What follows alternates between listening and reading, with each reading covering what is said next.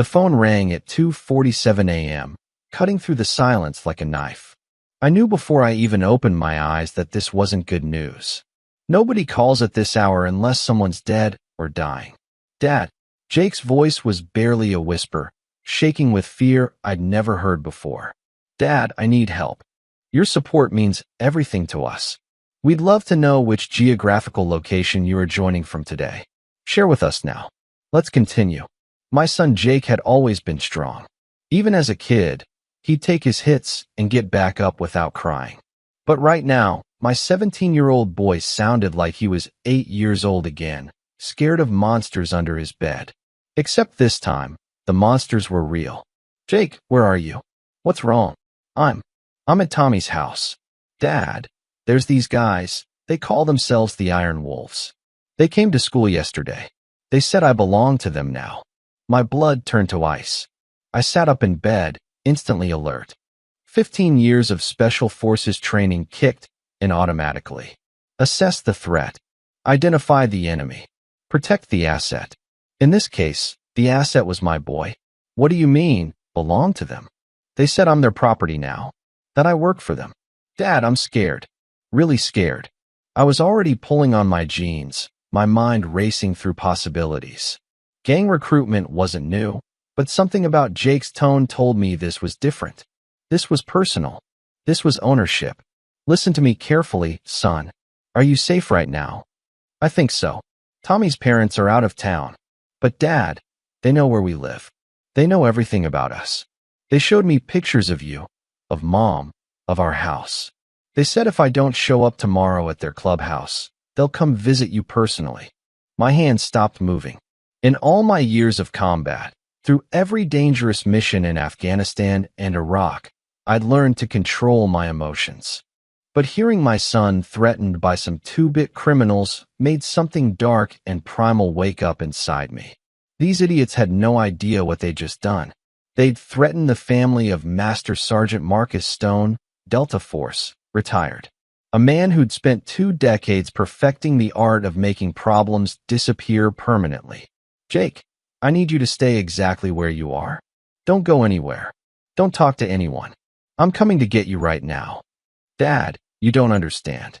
These aren't just regular gang members. Their leader, they call him Razor. He's crazy. Really crazy. He showed me pictures of other kids who tried to run. What he did to them. Jake's voice broke off into sobs. My 17-year-old son, who'd been planning to join the Marines after graduation, was crying like his world was ending. Because it was. I grabbed my truck keys, my wallet, and out of old habit, I checked the Glock 19 in my nightstand drawer. Loaded. Safety off. Some habits die hard, even in suburban Pennsylvania. I'm on my way, son. 20 minutes. Dad, there's something else. They said they've been watching our family for weeks. They know you work at the hardware store. They know Mom's schedule at the hospital. They know everything. The hardware store. That's what I told everyone in our quiet neighborhood. Marcus Stone, the friendly veteran who helps people fix their leaky faucets and squeaky doors. Not Marcus Stone, the man who'd eliminated 17 high-value targets in the mountains of Afghanistan. Jake, did they say why they picked you? They said I was perfect. Clean record, good grades, father with no criminal connections. They said kids like me make the best workers because nobody suspects us. Workers. That's what they called it. I knew better. I'd seen this before in urban warfare zones. Criminal organizations that used children as expendable assets. Drug runners. Gun carriers. Human shields. But they'd made one critical mistake. They'd targeted my son without doing proper intelligence gathering. If they had, they would have known that Marcus Stone wasn't just some small-town hardware store owner. They would have known that I was the kind of man who'd spent years learning how to hunt people like them. As I drove through the empty streets toward Tommy's house, one thought kept running through my mind. These fools had just declared war on the wrong family. They wanted to own my son. They were about to learn what real ownership looked like. I found Jake sitting on Tommy's front porch at 3:15 a.m., looking like he'd aged 5 years in one night. His hands were shaking as he climbed into my truck, and for the first time since he was little, He didn't try to act tough around his old man. Tell me everything, I said, pulling away from the curb. From the beginning. Jake stared out the window for a long moment before speaking. It started 3 days ago. This older kid, maybe 25, showed up at school during lunch. Designer leather jacket, expensive motorcycle, tattoos covering his arms. Everyone was staring. I kept driving, but every word was being filed away in my tactical memory. Details mattered in situations like this. He walked straight up to me and 3 other guys, Tommy, Derek, and Alex. Said his name was Spider, and he worked for someone important. Someone who'd been watching us. Watching you how? Our grades, our families, our records. He knew Tommy's dad was deployed overseas. He knew Derek's mom works 2 jobs to pay rent. He knew Alex's parents were getting divorced. Jake's voice got quieter. And he knew you were a veteran who keeps to himself. That last part made my jaw clench. These weren't street punks operating on instinct. This was organized, calculated recruitment. Military-style intelligence gathering. What did he want? He said we were exactly the kind of young men his boss was looking for.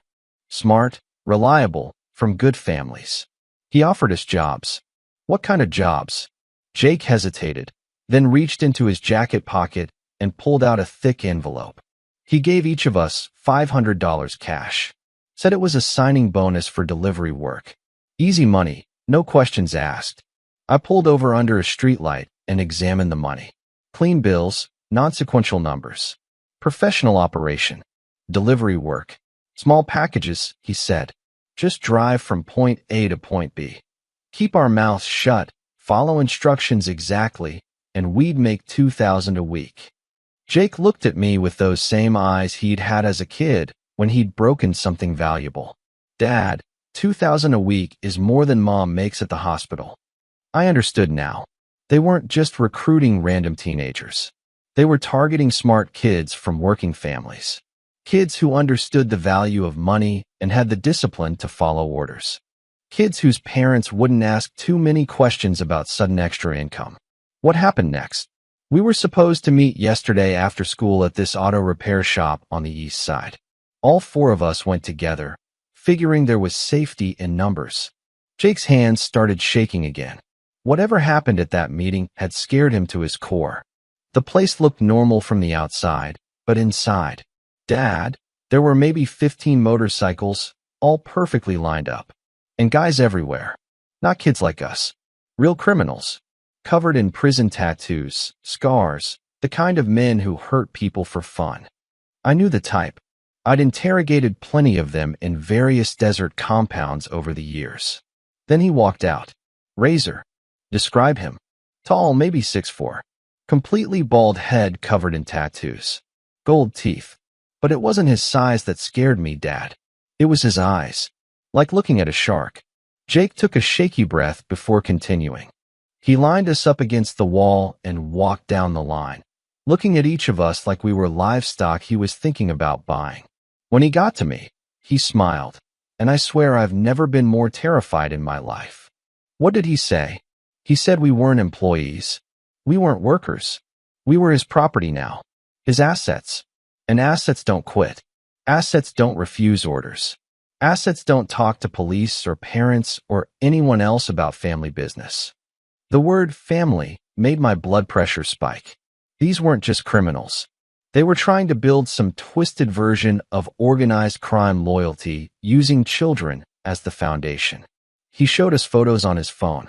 Kids who tried to back out of deals. Kids who'd talked to the wrong people. Dad, what he did to them. Jake couldn't finish the sentence. I didn't need him to. I'd seen what men like Razor were capable of. In war zones, we called them enemy combatants and dealt with them accordingly. But here in suburban Pennsylvania, they hid behind lawyers and constitutional rights. Tommy and Derek took the deal. They were too scared to say no.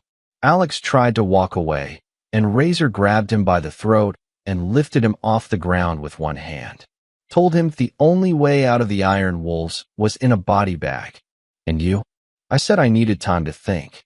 Razor laughed and said thinking wasn't my job anymore. My job was following orders. Then he pulled out a folder with pictures of our house, Your truck, Mom's car. Pictures of you leaving for work, Mom going to the hospital. Pictures of me at school. The surveillance photos confirmed what I'd already suspected. This wasn't some random gang recruitment. The Iron Wolves had done professional-level intelligence gathering on my family. But they'd missed one crucial detail. They'd photographed the hardware store owner. They hadn't identified the Special Forces operator. He gave me until tonight to report for my first assignment. Said if I didn't show up, he'd send some friends to have a conversation with my parents. I pulled back onto the road, my mind already shifting into operational mode. Assessment: organized criminal enterprise using sophisticated recruitment and intimidation tactics. Threat level: immediate and credible. Available resources: one retired Delta Force operator with 15 years of combat experience. Target acquired. Jake, I need you to understand something. These men made a mistake tonight. They threatened the wrong family. Dad, you don't get it. There's like 50 of them. They have money, weapons, connections. Son, they have numbers. I have training. As we pulled into our driveway, I was already planning my next move. Reconnaissance first. Intelligence gathering. Then tactical assessment. The Iron Wolves thought they owned my boy. Time to teach them about real ownership.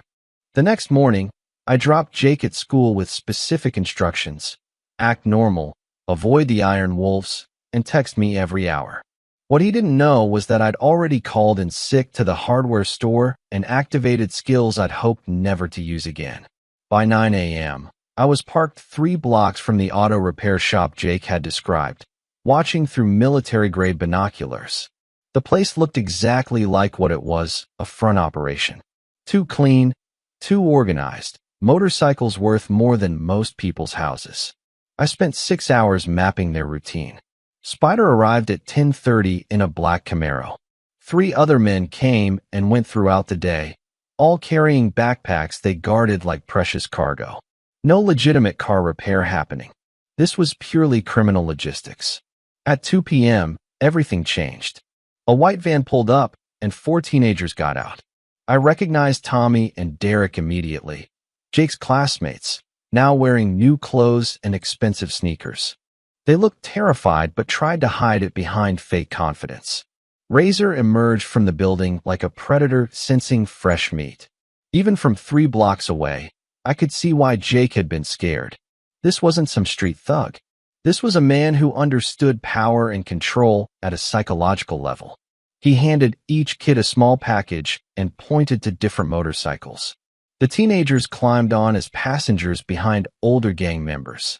For different directions, for different deliveries. Drug runs. Using minors as carriers because the legal penalties were lighter if they got caught. I followed Tommy's bike to a upscale neighborhood 20 minutes away. Watched him deliver the package to a house with a luxury car in the driveway and kids' toys in the yard. Suburban drug dealing using children as delivery boys. The math was simple and brilliant from a criminal perspective. Rich neighborhoods paid premium prices for drugs. Clean-cut teenagers from good families could move freely without suspicion. Parents were the last to suspect their own kids were drug runners. But they'd made their biggest mistake targeting Jake. By 4 p.m., I'd identified 6 delivery locations, photographed 12 gang members, and mapped their entire operation. Years of military intelligence training made this child's play compared to tracking Taliban networks in Afghanistan. My phone buzzed with a text from Jake. They're here at school, asking where I was yesterday. I drove to the high school and parked where I could see the main entrance. Sure enough, Spider was leaning against his Camaro, talking to a group of students.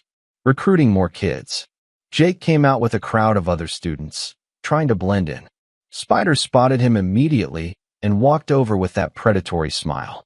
They talked for less than 30 seconds, but I could read Jake's body language from 100 yards away. Fear, submission, defeat. Spider handed Jake something, probably an address for tonight's delivery, then got in his car and drove away. Jake walked to the student parking lot like a man heading to his execution. I followed him home and found him sitting at the kitchen table, staring at a piece of paper with an address written on it. Dad, I have to go tonight. If I don't show up, he said. I know what he said. I sat down across from my son. Jake, I need you to trust me completely. Can you do that? Dad, you don't understand how dangerous these people are. Son, I've spent 15 years dealing with dangerous people. The Taliban, ISIS, drug cartels in Colombia. Trust me when I say the Iron Wolves are amateurs compared to what I've faced. Jake looked up with hope in his eyes for the first time since this nightmare started. What are you going to do? Something I should have done the moment they threatened my family. I stood up and pulled my phone out. I'm going to remind them why they should have done better research before targeting Marcus Stone's son. I scrolled through my contacts until I found the number I needed. Danny Morrison, former Navy SEAL, now private security contractor. We'd served 3 tours together in Afghanistan. Danny, it's Marcus. I need a favor. Stone, haven't heard from you in 2 years. What's going on? Someone made the mistake of threatening my family. I need intelligence on a biker gang called the Iron Wolves. Everything you can find, leadership, operations, criminal history, weaknesses. Give me 4 hours. I hung up and looked at Jake. Tonight, you're going to make that delivery exactly as instructed. But you won't be going alone. What do you mean? You'll have backup. Professional backup. The Iron Wolves thought they owned my son. Tonight, they were going to learn what happens when you threaten a family protected by a man trained to eliminate threats permanently. Danny's intelligence package arrived at 6 p.m., 37 pages of detailed information that made my blood run cold. The Iron Wolves weren't just local criminals. They were a franchise operation connected to a larger network spanning 4 states, with annual revenue exceeding $2 million. Razor's real name was Vincent Razor Kowalski, age 34, with arrests for armed robbery, assault, and suspected murder. The suspected murder charge never stuck because the witness disappeared. But the most disturbing information was about their recruitment strategy. Over the past 2 years, they'd recruited 47 teenagers from middle-class families. 12 had tried to quit. Only 3 were ever seen again. Jake sat across from me at the kitchen table, reading over my shoulder. His face went pale as he absorbed the reality of what he'd stumbled into. Dad, Derek texted me an hour ago. He tried to back out after yesterday's delivery. They brought him back to the shop and... What happened? Razor broke his arm with a baseball bat. Told everyone watching that was the penalty for thinking too much instead of following orders. I closed the file and looked at my son. At 17, he was already 6 feet tall with broad shoulders from high school football. But right now, he looked like a scared child facing monsters he couldn't understand. Jake, there's something you need to know about your old man. What do you mean? I never worked regular military service. I was Delta Force, Special Operations. My job was hunting people like Razor in places where laws didn't protect them. Jake stared at me like he was seeing a stranger. You mean you actually? I mean I spent 15 years eliminating threats to American interests. Some of those threats were uniforms. Some didn't. But they all had one thing in common. They hurt innocent people. My phone rang. Unknown number. Answer it, I told Jake. Put it on speaker. Hello. Jake, my boy. Razor's voice filled our kitchen like poison. I hear you missed orientation yesterday. That makes me very disappointed. Jake's hands started shaking, but he kept his voice steady. I was sick. Sick? Razor laughed, but there was no humor in it. Well, I have just the medicine for that. You're going to make a special delivery tonight. Consider it your final exam. What kind of delivery? The kind that proves you understand who owns you now. You'll drive to the address I'm texting you. Park exactly where I tell you. Walk to the front door. Ring the bell. When someone answers, hand them the package and walk away. Simple. The address came through immediately. I recognized it from my surveillance. One of the upscale neighborhoods where they delivered drugs to wealthy clients. What's in the package? That's not your concern anymore, Jake. Your concern is following orders without questions. Oh, and Jake, your daddy's going to drive you. My blood turned to ice. What? That's right, Marcus Stone of 1247 Maple Avenue. You thought we didn't know about Daddy's little military background? We know everything about your family. Every move, every habit, every secret. They knew. Somehow, they discovered my real background. You see, Jake, we've been watching your father for weeks. Former Army, honorable discharge, works at Henderson's hardware store. Salt of the earth American hero. Razor's voice dripped with sarcasm. What he doesn't know is that we've been inside his house. Inside his bedroom. Inside his life. Jake looked at me with pure terror. These weren't just criminals. They were predators who hunted families with professional precision. Here's what's going to happen tonight, Marcus. You're going to drive your son to the address we provided. You're going to wait in the car while he makes the delivery.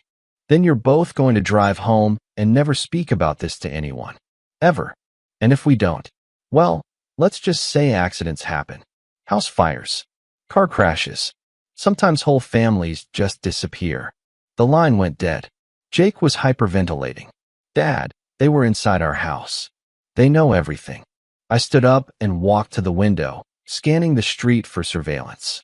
A blue sedan I'd never seen before was parked 4 houses down with someone sitting in the driver's seat. Jake, go pack a bag. We're leaving. What? Where are we going? Somewhere safe while I figure out how to end this. But as I said the words, I realized the horrible truth. There was nowhere to run.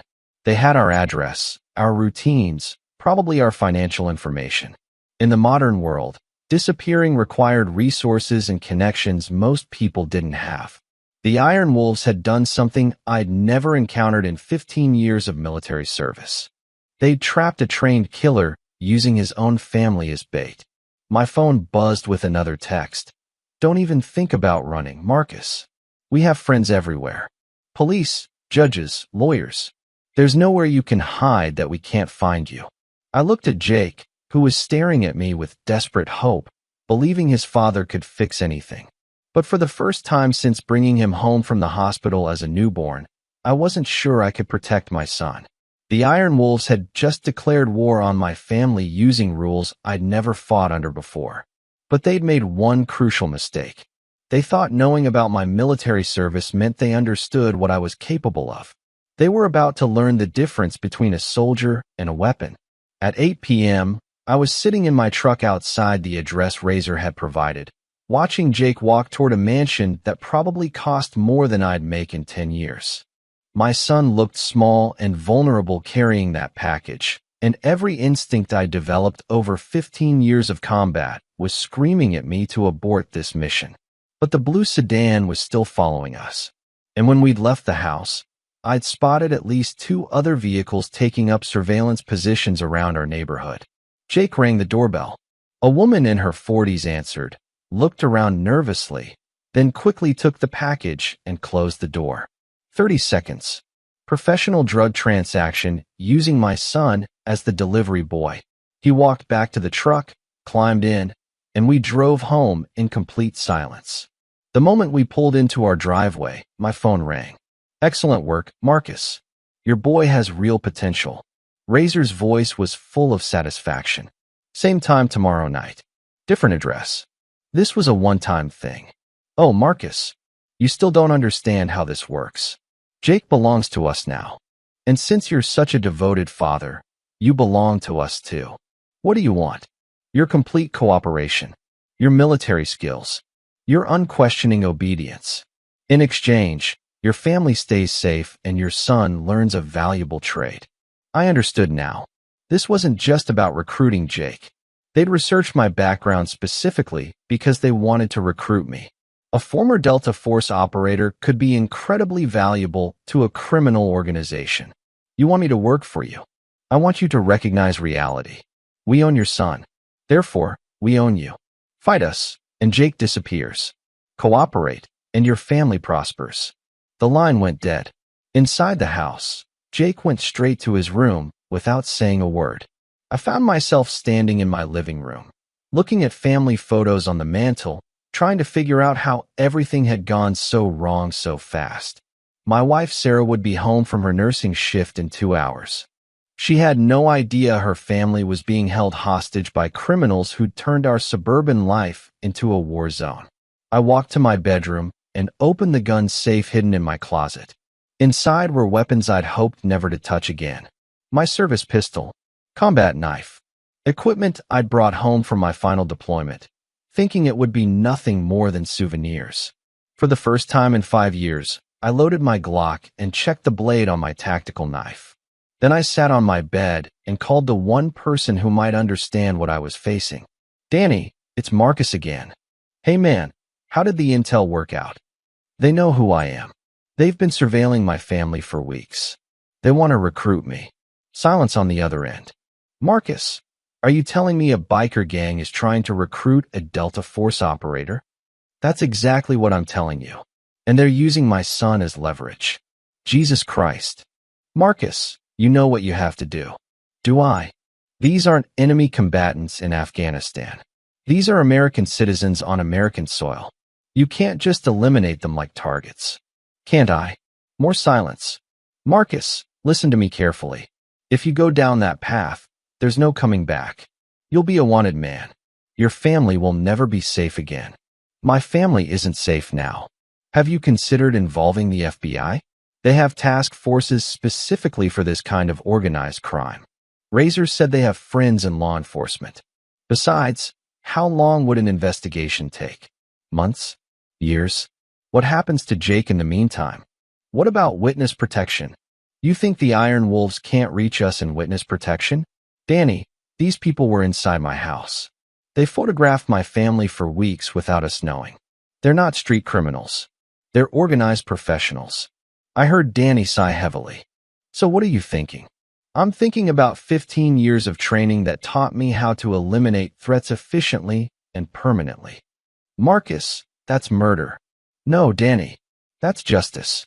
I hung up and walked to Jake's room. He was sitting on his bed, staring at the wall. Dad, what are we going to do? I sat down next to my son and put my arm around his shoulders. Jake, I need to ask you something, and I need a completely honest answer. Are you prepared to live with the knowledge that your father is capable of things most people only see in movies? What do you mean? I mean that there are 2 ways to solve this problem. The legal way, which might take years and might not work, and my way, which will be permanent but will change who I am forever.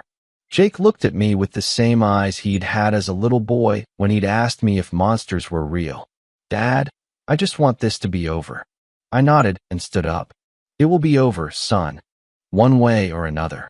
The Iron Wolves thought they'd trapped me, but they'd actually done something much more dangerous. They'd reminded a trained killer why he'd learned to kill in the first place. At midnight, while Sarah slept and Jake tossed restlessly in his room, I made the call I'd been dreading for 5 years. Operations. This is Stone. Authorization code Delta 77 Alpha. Marcus Stone, Master Sergeant, retired 2020. What do you need? Full intelligence package on criminal organization, Eastern Pennsylvania. Suspected narcotics trafficking, human trafficking, organized extortion. I'm sending you everything I have. Marcus, you know we can't provide operational support for domestic issues. I'm not asking for operational support. I'm asking for information. These people threaten my family. Silence for 10 seconds. Stand by. 20 minutes later, my encrypted phone buzzed with an intelligence package that made Danny's research look like amateur hour. Financial records, criminal associations, operational structures, and most importantly, internal conflicts and vulnerabilities. The Iron Wolves weren't as united as they appeared. Vincent Razor Kowalski had taken control of the organization 18 months ago by eliminating the previous leader. 3 other members still questioned his authority, including his own lieutenant, a man named Carlos Snake Rodriguez. More importantly, Razor was skimming money from their drug operations. Snake suspected but couldn't prove it. Internal tension was building toward an inevitable confrontation. I studied the files until 3 a.m., then spent another hour mapping out what military strategists call asymmetric warfare, using superior tactics and intelligence to defeat a numerically superior enemy. By dawn, I had a plan. Step 1. Eliminate their surveillance capabilities. Step 2. Create internal discord. Step 3. Remove key personnel. Step 4. Destroy their operational infrastructure. Step 5. Neutralize the leadership. At 6 a.m., I was parked outside the auto repair shop with a briefcase full of equipment I'd hoped never to use again. Electronic surveillance devices, untraceable communication gear, and tools designed for one purpose: making problems disappear without leaving evidence. The blue sedan that had been following us was parked across the street. One man inside, drinking coffee and watching the shop. Amateur surveillance. I approached from his blind spot, opened the passenger door, and slid in beside him before he could react. "Morning, friend." He reached for something under his jacket. I grabbed his wrist and applied pressure to a nerve cluster I'd learned in hand-to-hand combat training. His arm went numb instantly. "Let's have a conversation. What's your name?" "Go to hell." I increased the pressure slightly. His face went white with pain. "Bobby Martinez, age 28. 2 arrests for assault, 1 for armed robbery. You have a girlfriend named Lisa and a 3-year-old daughter named Sophia." His eyes went wide. "How did you?" "I know everything about you, Bobby. Everything about your family. Everything about your life." I released his arm. "Now, here's what's going to happen.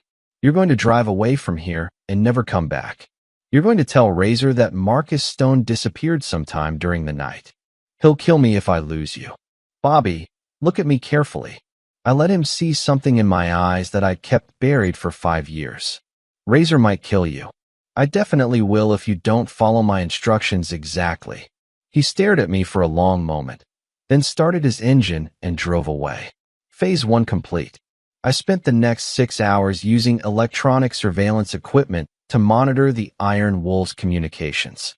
By noon, I'd intercepted 17 phone calls, mapped their entire operational structure, and identified every safe house, drug stash location, and money laundering operation they controlled. But more importantly, I'd confirmed my suspicions about internal conflict. Snake was planning to challenge Razor's leadership within the week. All I had to do was accelerate the timeline. At 2 p.m., I made an anonymous call to Snake's personal phone using voice modulation software. "Carlos, this is a friend. Razor's been skimming 20% of drug profits for the past 6 months. Check the books for the Morrison Street operation. He's been reporting $15,000 in monthly revenue when the actual number is $19,000. I hung up before he could respond. Within an hour, my surveillance equipment picked up heated phone calls between Snake and 3 other high-ranking members. Razor's leadership was being questioned openly for the first time since he'd taken control. By 4 p.m., the Iron Wolves were too busy dealing with internal crisis to worry about surveilling my family. Jake came home from school and found me sitting at the kitchen table, cleaning my service weapon. "Dad, what's happening?" "Your nightmare is about to end, son. But first, I need you to understand something. After tonight, people are going to ask questions about what happened to the Iron Wolves. You're going to tell them you don't know anything. Can you do that? Are you going to hurt them?" I looked at my 17-year-old son and made a decision that would change both our lives forever. "Jake, some people can't be reasoned with. They can't be negotiated with. They can only be stopped." He nodded slowly, understanding more than I wished he had to. The Iron Wolves had wanted to own my son. Tonight, they were going to learn what ownership actually looked like.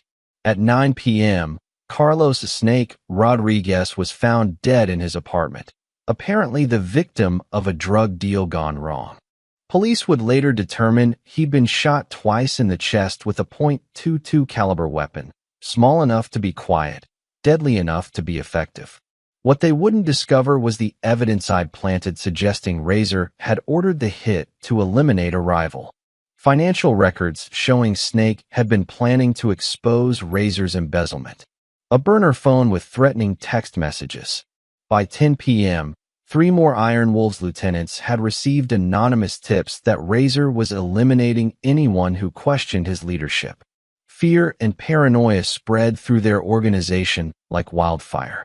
I was sitting in my truck 4 blocks away, monitoring their communications, when Razor's voice came through on an intercepted call. "Someone's playing games with us. Snake didn't kill himself, and I sure as hell didn't order it. Boss, Maybe we should lay low for a while. Another voice suggested. Lay low? Are you kidding me? We've got $40,000 in product moving tonight, and 20 kids making deliveries. We don't lay low. Perfect. They were still operating despite the chaos. At 11:30 p.m., I was positioned outside their primary drug distribution center, a warehouse on the industrial side of town. 3 vehicles in the parking lot, lights on inside, perfect operational target. Using skills I'd learned dismantling Taliban supply networks, I disabled their vehicles first. Sugar and gas tanks, slashed tires, cut brake lines. No dramatic explosions, just vehicles that would fail when they needed them most. Then I moved to phase 2. The warehouse had a single security camera at the main entrance, easily disabled with a small electromagnetic pulse device. Inside, I could hear voices and movement. For men, based on the conversation patterns. I entered through a window on the east side, moving through shadows like I'd done in countless night operations in Afghanistan. The difference was these targets weren't trained soldiers. They were criminals who'd grown comfortable and careless. 2 men were packaging drugs at a table near the center of the warehouse. A third was counting money. The fourth was on the phone, arguing with someone about tonight's deliveries. I took out the lookout first, a chokehold that rendered him unconscious in 8 seconds. Then I moved on the money counter, using the same technique. Both men would wake up with headaches, but no permanent damage. The 2 at the table finally noticed their friends had gone quiet. Bobby? Marcus? Where'd you guys go? I stepped out of the shadows. They're taking a nap. We need to talk. Both men reached for weapons. I was faster. A combat knife thrown with military precision pinned one man's hand to the table. The other froze when he saw my pistol aimed at his center mass. Sit down. Both of you. They obeyed immediately. What's your names? Tommy. Tommy Vasquez. Rick Santos. Tommy. Rick, you're going to deliver a message to Razor for me. Can you do that? They nodded frantically. Tell him Marcus Stone is done playing games. Tell him he has 24 hours to dissolve the Iron Wolves and leave Pennsylvania permanently. If he's still here after tomorrow night, people are going to start dying. Man, you're crazy, Rick whispered. You know what Razor will do to you. I walked over and pulled my knife out of Tommy's hand, then cleaned the blade on a rag. Rick, do you know what I did in Afghanistan? You were Army, right? I was Delta Force. I spent 15 years hunting people who thought they were untouchable. People who terrorized innocent families. People who used children as weapons. I looked directly at him. People exactly like Razor. I walked to the table where they'd been packaging drugs and swept everything onto the floor. Thousands of dollars worth of product scattered across the concrete. This operation is finished. Find legitimate jobs. Find different friends. Find a new life. Before leaving, I used a small incendiary device to destroy their remaining drug inventory. Nothing dramatic, just enough heat to render $50,000 worth of narcotics completely worthless. By midnight, I was home, sitting at my kitchen table, monitoring police scanners and criminal communications.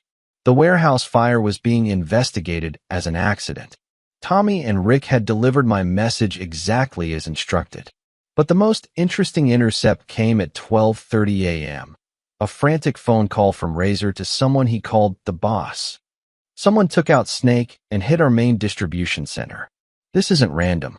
Someone's systematically dismantling our operation. Who? I think it's the father of one of our recruits.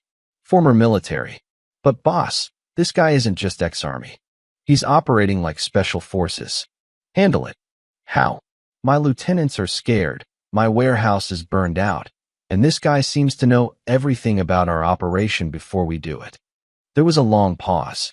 Maybe it's time to cut our losses. Pull out of Pennsylvania. What about all the money we've invested? The kids we've recruited? Cut our losses, Vincent. Now, I smiled for the first time in 3 days.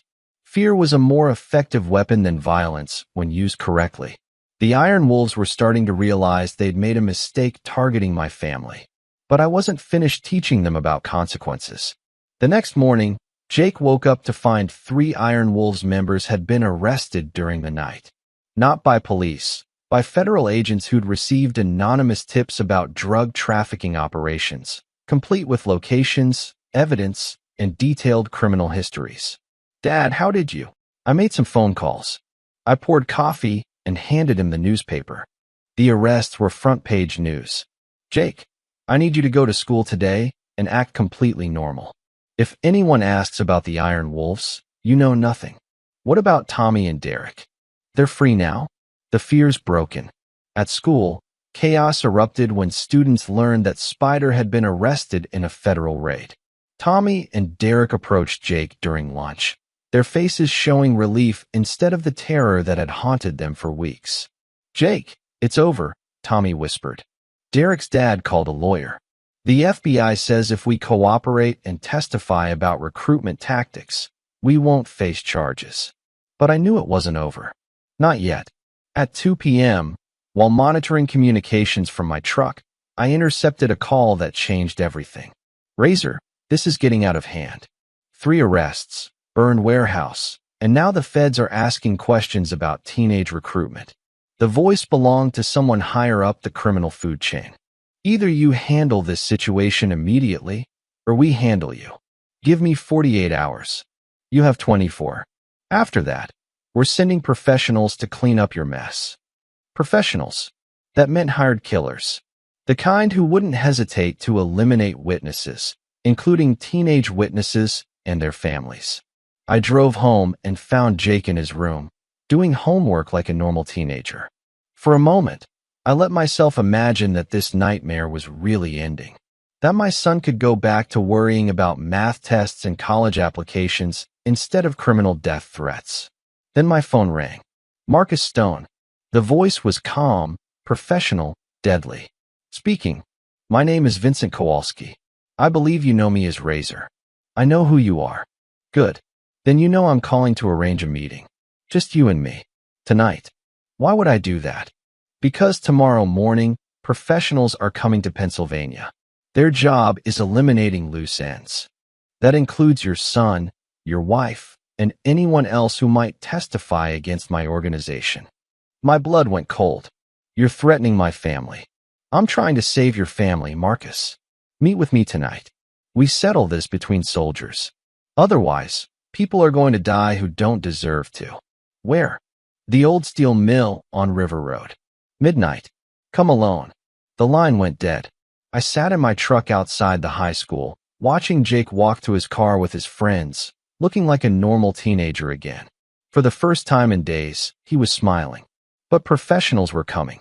Real killers who wouldn't be stopped by psychological warfare or tactical strikes. They'd eliminate my entire family to protect their criminal network. At 6 p.m., I called Danny. Marcus, please tell me you're not planning what I think you're planning. Danny, they're sending professional killers after my family. This ends tonight, one way or another. Marcus, you meet with this guy, you're not coming home. Maybe. But if I don't meet with him, Jake and Sarah definitely aren't safe. There has to be another way. There is no other way. Razor and I are going to have a conversation about consequences. About what happens when you threaten families protected by men like us. I hung up and began preparing for what would either be negotiation or war. At 8 p.m., I kissed Sarah goodbye, telling her I was meeting an old army buddy for drinks. At 9 p.m., I hugged Jake and told him I was proud of the man he was becoming. At 11:30 p.m., I was driving toward the steel mill with enough weapons and equipment to fight a small war. The abandoned steel mill sat on 50 acres of empty land, surrounded by rusted machinery and crumbling buildings. Perfect location for a meeting where only one person was expected to leave alive. I parked a quarter-mile away and approached on foot, using night vision equipment to scan for threats. Razor was already there, standing alone near the main building, exactly as promised. But I counted at least 6 other heat signatures positioned around the perimeter. So much for meeting alone. As I got closer, I could see Razor clearly for the first time. He was exactly what Jake had described, tall, heavily tattooed, radiating the kind of violence that came from years of hurting people for profit. But there was something else in his posture. Desperation. "Marcus Stone," he called out when I was 50 yards away. "Thank you for coming. We had a deal. Just you and me. Insurance policy. Can't be too careful dealing with a Delta Force operator." I stepped into the light, keeping my hands visible but ready. "What do you want, Vincent?" "I want to offer you a job." Of all the things I'd expected him to say, that wasn't one of them. "Excuse me. You've cost me 3 lieutenants, a warehouse, and 50,000 in product. But you've also shown me skills I need. Join my organization. Help me rebuild stronger than before. You want me to work for you? I want us to work together. Partners. Your son stays safe, your family prospers, and you get to use your talents for something more profitable than selling hardware." I stared at him for a long moment, understanding finally why he'd requested this meeting. "Vincent, there's something you need to understand about men like me." "What's that?" "We don't negotiate with terrorists." Razor's face changed the moment I said those words.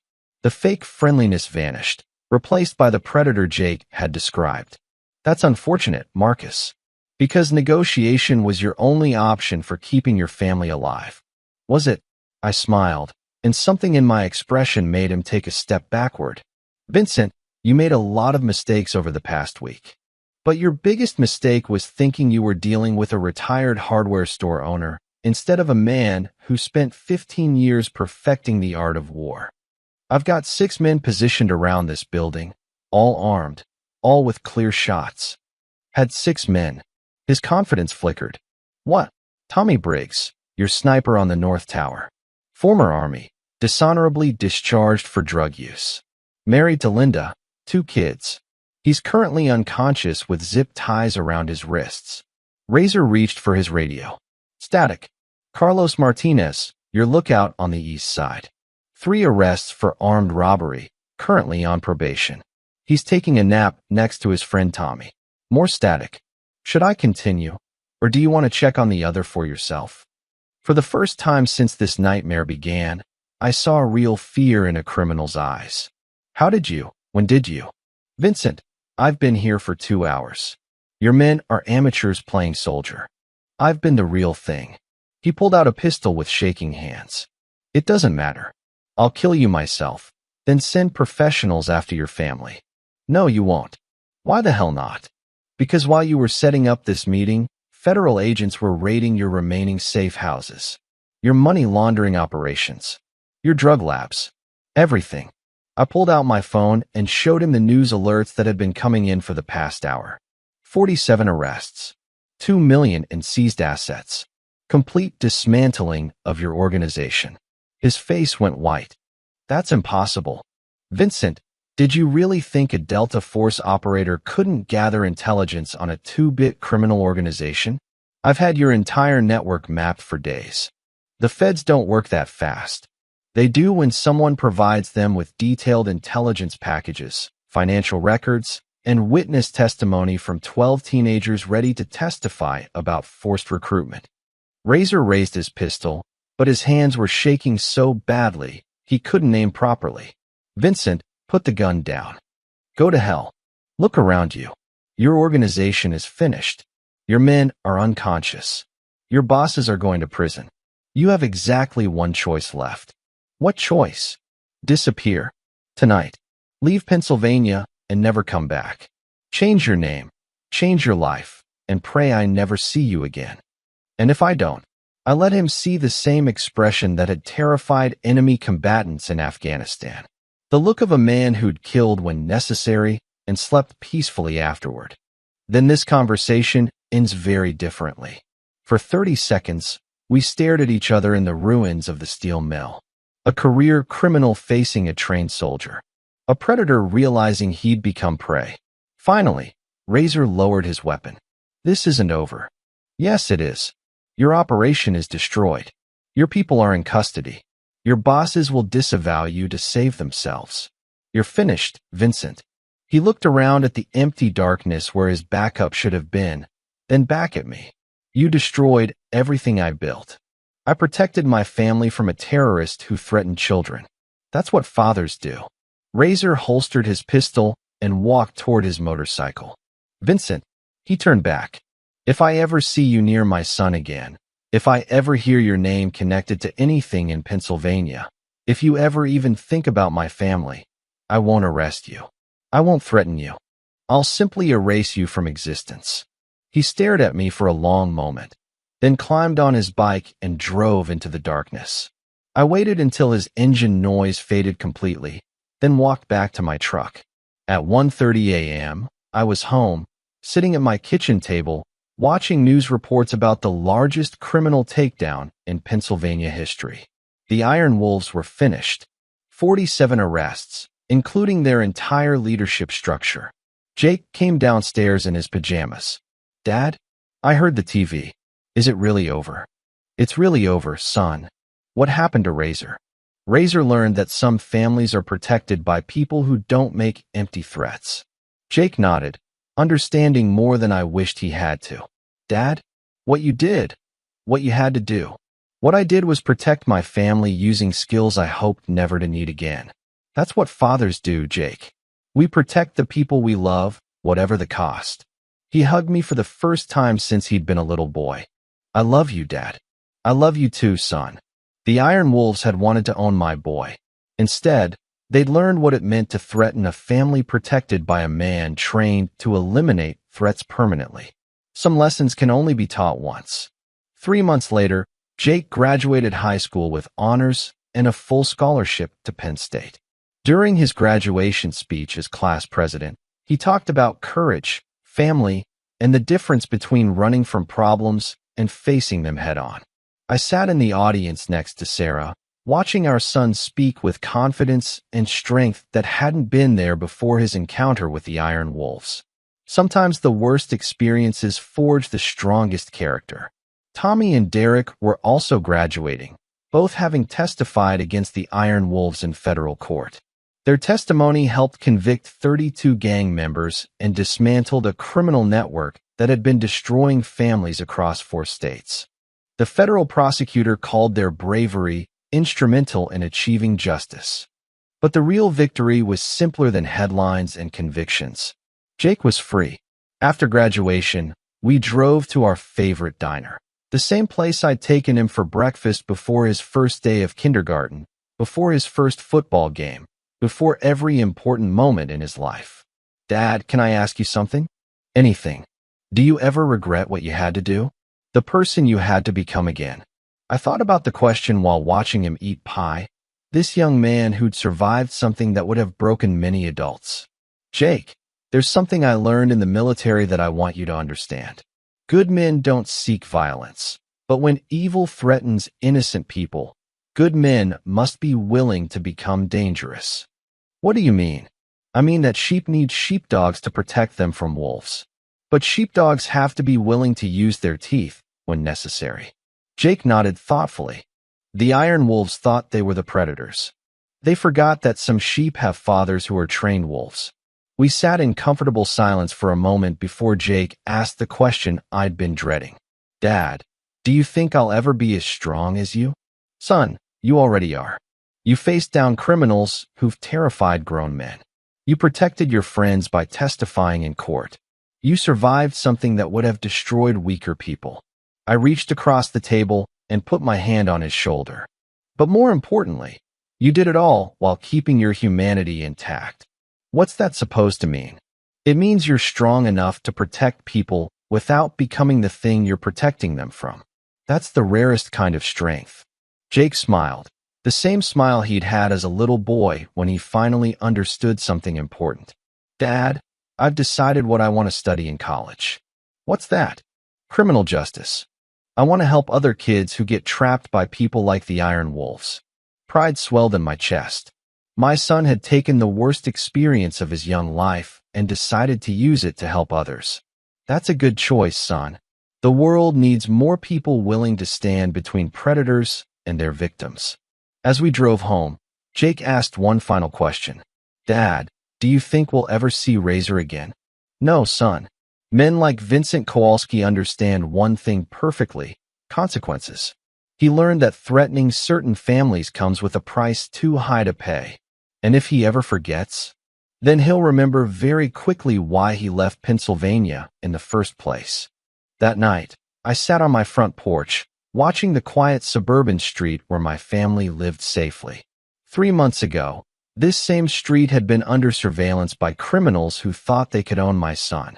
Now those criminals were in federal prison, and my boy was planning a future dedicated to protecting other families from similar threats. Sometimes justice isn't found in courtrooms or legal systems. Sometimes justice is found in fathers who refuse to let evil touch their children. Sometimes the most important battles are fought not by armies or police, but by ordinary men who become extraordinary when their families are threatened. The Iron Wolves had taught my son something valuable, that the world contains real evil, but it also contains people willing to fight that evil no matter the cost. And I taught them something even more valuable, that some families are protected by men who've spent their lives learning how to make threats disappear permanently. The deepest lesson of all: evil only wins when good people do nothing. But when good people are willing to become dangerous, evil learns to fear the consequences of its choices.